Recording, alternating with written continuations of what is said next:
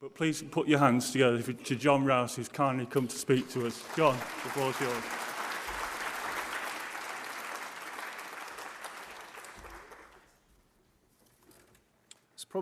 Good morning, everybody. It's always a problem now is that whenever you come for a conference, I use sort of paper notes, and you always have this huge laptop on the lectern, so you have nowhere to put your notes. If they all fall down, I apologise in advance. The Minister actually has just texted me in the last 5 minutes, so I thought I'd read the text out because I think it conveys his sadness at not being here this morning. It just says, "Jon, thanks for stepping in. Can you send everybody at the conference my sincere apologies? I hate this situation. I'm under instruction to be in Parliament for urgent questions, but I feel I should be at the conference!" Exclamation mark. And I think anybody who knows Norman Lamb would know that he means that. He would like to be here, and he hates letting people down. And this is a topic, a subject, and a cohort that he is absolutely passionate about. And any of you who have heard him speak before, particularly on Winterbourne View, will know about that conviction. So I am genuinely sorry on one level that I'm subbing for him this morning, but I suppose I'm also think it's a bit of a privilege as well, because it gives me the opportunity to talk to you and meet with you, listen to your questions, and so on. So I think for you today, in terms of this event, what it really offers you is a number of things. One is to make valuable connections. And actually the Twitter thing is not just about plugging it in terms of people following me. It's an opportunity for me to connect with you and for you to connect with one another. And there are people in this room that I already follow. I saw Kara this morning. Kira, where is she? Sorry, Kira this morning, who I connect on Twitter, and the other people in the room. So if you are into that, not everybody is, then it's a good way of staying in touch and being able to have conversations with things. People send me problems that they've run into, and sometimes I can help to get things done, sometimes I can't, but it's good to be connected. So make connections. Second, I think there's a real opportunity to hear about new technology and different ways of connecting, but also different ways in which technology can facilitate quality of life and open up opportunities. So make the opportunities in terms of using the stands and the people exhibiting today, and also in the sessions and the workshops during the course of today. And third, and I think really importantly, it's a chance actually to celebrate achievements. There's a lot of people in this room who've actually achieved a heck of a lot in the last 12 months, both on a personal level and collectively, in trying to move this agenda forward and improve the rights for people with learning disabilities. But probably most important of all, this event is about hearing the voice of people with learning disabilities and their families. And it's about me hearing the voice as well, which is why I will talk, but then I will shut up and we'll spend some time actually taking questions and thoughts and contributions from yourselves. More importantly, though, is we need those voices to be driving improvements at the local level. There is great variability in terms of quality of provision services for people with learning disabilities across the country.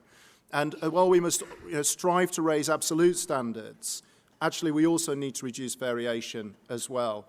I know, because I travel sort of often, at least once every fortnight, out to different localities, that the attention and the commitment that this gets in different parts of the country differs. And while I'm a true believer in localism, we shouldn't tolerate that level of variation in practice, and we need to ensure that the best becomes the norm. And I'll cite some examples of good practice as I talk this morning.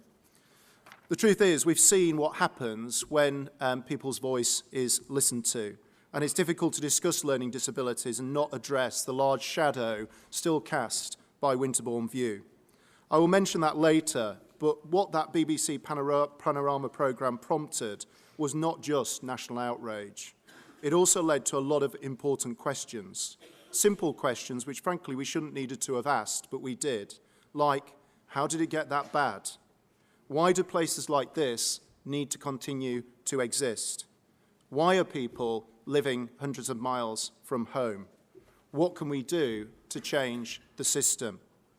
And although we've had much discussion and we've started many actions in the wake of Winterbourne View, the truth is that we need to keep those questions, those simple questions, right at the top of the agenda, And we shouldn't be satisfied until we believe collectively that in every locality, those questions not only answered, but change has occurred.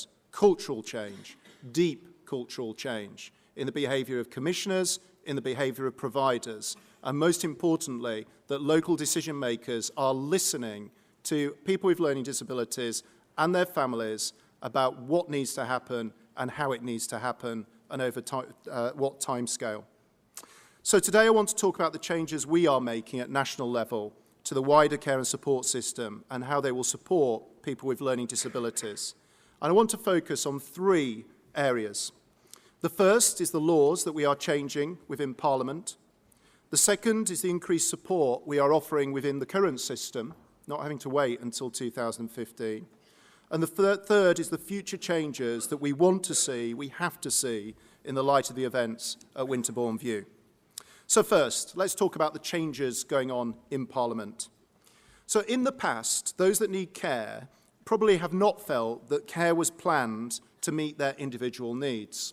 And there is a reason for this, which is that the law and the laws that actually determine how the social care system works were set in 1948, pretty much. That's a long time ago. The world was a very different place. And many of those laws have become totally out of date, and they were due a major overhaul. And that is what we're now doing. If someone asked you to sum up what support the average person with learning disabilities needs, it'd be impossible. Care needs are different for every single person. You can't have a one-size-fits-all system. The system needs to organise itself around people, not the other way around. People with learning disabilities are no different to anyone else in that they want care that suits their entirely personal needs. And their families and carers want this too, along with more control themselves over how the care is planned and organised. And that's what the Care Bill, currently going through Parliament, aims to deliver. It will bring in, at long last, a modern system which is built around people's needs and goals, their assets, what they bring to the party, what their desires, needs, identity is, rather than just a cookie-cutter, one-size-fits-all solution imposed by the state. So it will be about what they want to achieve in their life, and then how can the care support them in achieving those aspirations. Underpinning all this is what we call the well-being principle, that the whole system in future will be geared around maximising people's well-being, with the care and support seeking to help achieve greater well-being. And it will be a legal requirement. Clause number 1 in the bill, local authorities to plan people's care around how best to enable that individual to have a sense of well-being, to enjoy a good life, to be happy, and to be as well and fulfilled as possible. And so for the first time, we will have a care system that will support people's strengths and their capabilities, instead of simply looking at the deficit and providing care.